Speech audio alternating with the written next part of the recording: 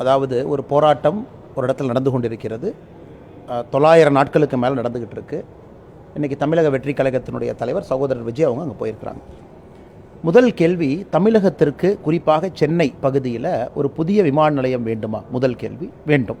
காரணம், இன்றைக்கி சென்னை விமான நிலையம் எடுத்துக்கிட்டிங்கன்னா, இந்தியாவில் இருக்கக்கூடிய பெரிய நகரத்தில் இருக்கக்கூடிய விமான நிலையத்தில் வெறும் 1000 ஏக்கரில் இருக்கக்கூடிய விமான நிலையம் நம்முடைய நிலையம். டெல்லி எடுத்துக்கிட்டிங்கன்னா 5000 ஏக்கர், ஹைதராபாத் 5000 ஏக்கர், பெங்களூர் 4000 ஏக்கருக்கு மேலே.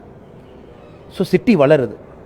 2.5 கோடி வருஷத்துக்கு பேசஞ்சர் ஹேண்ட்லிங் கெப்பாசிட்டி இன்றைக்கி சென்னை விமான நிலையத்துக்கு இருக்குது. அடுத்த 10 ஆண்டுகளில் அது 10 கோடி வரைக்கும் போகும். டோட்டல் 365 நாள் சேர்த்தி. அப்படி இருக்கும் பொழுது புதிய விமான நிலையம் வேண்டும் என்பதில் எந்த மாற்று கருத்தும் இல்லை. இந்தியா முழுவதும் பாருங்கள், மோடி ஐயா ஆட்சிக்கு வந்த பொழுது 2014 73 விமான நிலையங்கள் இன்றைக்கி 158 உயர்ந்திருக்கு. ஸோ இந்தியா முழுவதுமே விமான நிலையங்கள் வருது.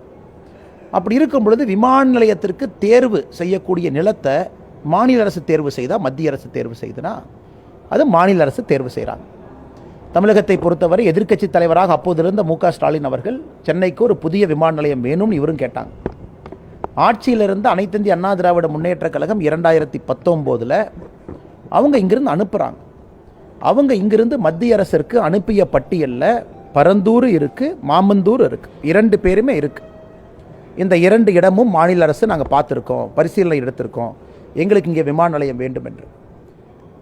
2021 மே மாதத்தில் ஆட்சிக்கு வந்த திராவிட முன்னேற்ற கழகம் அவங்க ஆட்சிக்கு வந்தோடனே மாமந்தூரை ட்ராப் பண்ணிவிட்டு அவங்க அனுப்பக்கூடிய ப்ரொப்போசலில் பரந்தூர் இருக்குது, பன்னூர் இருக்குது. ஸோ மத்திய அரசு மாநில அரசு அனுப்பிய ப்ரொப்போசலை பார்த்துட்டு 4 இடத்த திமுக அனுப்புகிறாங்க. அதில் மத்திய அரசு பரிசீலனை பண்ணி மாநில அரசுக்கு பரந்தூர், பன்னூர் 2ம் ஒப்புதல். ஏன்னா அவங்க செக் பண்ணுவாங்க, ஃப்ளைட் வர முடியுமா, நியரஸ்ட் ஏர்போர்ட்லேருந்து எவ்வளோ தூரம், இதுக்கு பக்கத்தில் இன்னொரு ஏர்போர்ட் 150 கிலோமீட்டர் ரேடியஸ் பிரச்சனை இருக்குது. அதெல்லாம் பார்த்து விட்டு பரந்தூர், பன்னூர்னு கொடுக்கும் பொழுது பரந்தூர் எடுத்துக்கிட்டாங்க. இதில் மத்திய அரசு எங்கே வந்துச்சுங்கன்னா, மத்திய அரசை பொறுத்தவரை விமான நிலையத்தை கட்ட வேண்டும் என்று நினைக்கின்றார்கள் நம்முடைய அரசு, மோடி ஐயாவுடைய அரசு.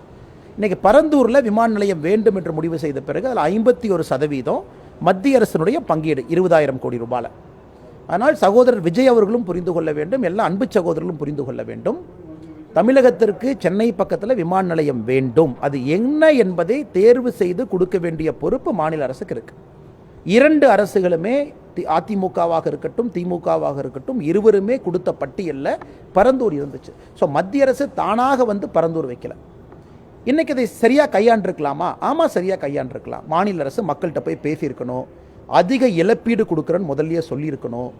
அங்கே குறிப்பாக பறவைகள் வருவதற்கான சரணாலயம் அங்கே இருக்குது, வெட்லேண்ட்ஸ் ஏரியா இருக்குது, அதையெல்லாம் மக்கள்கிட்ட பேசியிருக்கணும், விவசாய நிலங்கள் இருக்குது. இதையெல்லாம் பேசிவிட்டு மக்களுடைய ஒப்புதலோடு அவங்க செஞ்சுருக்கணும். அதை அவங்க செய்யவில்லை. இதை நாங்கள் முதல்லிருந்தே பாரதிய ஜனதா கட்சி நாங்களும் குற்றச்சாட்டி கொண்டிருக்கின்றோம். மாநில அரசு இன்னுமே ஃபீல்டுக்கு போய் மக்களை சந்தித்து, இல்லை நான் இழப்பீடு அதிகமாக வாங்குகிறோம், இல்லை உங்களுக்கு காம்பன்சேஷன் லேண்டு நம்ம கொடுக்குற மாதிரி இருந்தால் எங்கே கொடுக்குறோம், எதுவுமே பேசலை. அதனால் இன்றைக்கி விஜய் அவர்கள் அங்கே போய் இது பிரச்சனைனா சரி, ஓகே, ஒரு பொறுப்பான அரசியல்வாதியாக அவர் இருக்க வேண்டும் என்று நினைத்தால் அடுத்து எந்த இடத்த ஒரு பரிந்துரை பண்ணுறாரு? விமான நிலையமே வேண்டான்னு சொல்கிறாரா, இல்லை சென்னை பக்கத்தில் விமான நிலையம் வேண்டும் என்றால் 3000, 4000, 5000 ஏக்கர் வேணும், எந்த இடத்துல ப்ரொப்போசல் கொடுக்குறாங்க? ஏன்னா இந்த தீர்வையும் கொடுக்கணும். டங்ஸ்டனை பொறுத்த வரைக்கும் இது வித்தியாசமான ஒரு பிரச்சனை.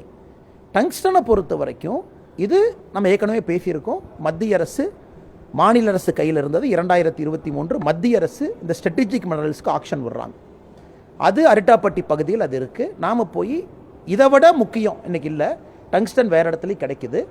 ஜார்க்கண்ட்லேருந்து எடுக்கிறீங்க, கர்நாடகாலேருந்து எடுக்கிறீங்க, அதனால் தயவு செய்து இந்த எங்களுக்கு வேண்டாம் அப்படின்னு அரிட்டாப்பட்டியை பற்றி நம்ம சொல்கிறோம். இன்ஃபேக்ட் நாளை மறுநாள் நாங்கள் மறுபடியும் அமைச்சர் கிஷன் ரெட்டி அவர்களை சந்தித்து இதற்கு நிரந்தர தீர்வு நாளை மறுநாள் கொடுக்க இருக்கின்றோம். ஸோ அதனால் அந்த பிரச்சனை வேறு, இந்த பிரச்சனை வேறு. விமான நிலையம் வேண்டும், வேண்டும், எங்கே வேணும்னு நீங்கள் சொல்லுங்கள். டங்ஸ்டனை பொறுத்த வரைக்கும் இந்தியாவில் வேறு இடத்துலையும் கிடைக்குது. அதனால் சென்னையில் வந்து இந்தியாவில் இருக்கக்கூடிய பெரும் நகரத்தில் வெறும் 1000 ஏக்கரை வைத்துக்கொண்டு ஒரு விமான நிலையத்தை எப்படி நடத்த முடியுங்க? இந்தியா முழுவதும் இன்றைக்கி 158 டபுள் ஏர்போர்ட்ஸ் டபுள் ஆயிடுச்சு. அதனால் ஆக்கப்பூர்வமாக பிரச்சனையை கையாண்டு அதற்கு தீர்வு கொடுக்குறவங்க தான் நல்ல அரசியல்வாதிகளாக வருவாங்க. அதனால் மாநில அரசு இந்த பிரச்சனையை சரியாக கையாண்டிருக்கணும், செய்யலை. இன்றைக்கி விஜய் அவர்கள் எரிகிற நெருப்பில் எண்ணெய் ஊற்ற போகிறாரா, இல்லை எரிகிற நெருப்பை அணைத்து விட்டு அதற்கான தீர்வை கொடுக்க போகிறாரா அப்படிங்கிறத முக்கியம். இதற்கு முன்பு தமிழக அரசில் எரிகிற நெருப்பில் நானே எண்ணெய் ஊற்றிட்டு போகிறேன்னு போகிற ஓக்கில் எண்ணெய் ஊற்றினா அது பெருசாக தான் வரும்.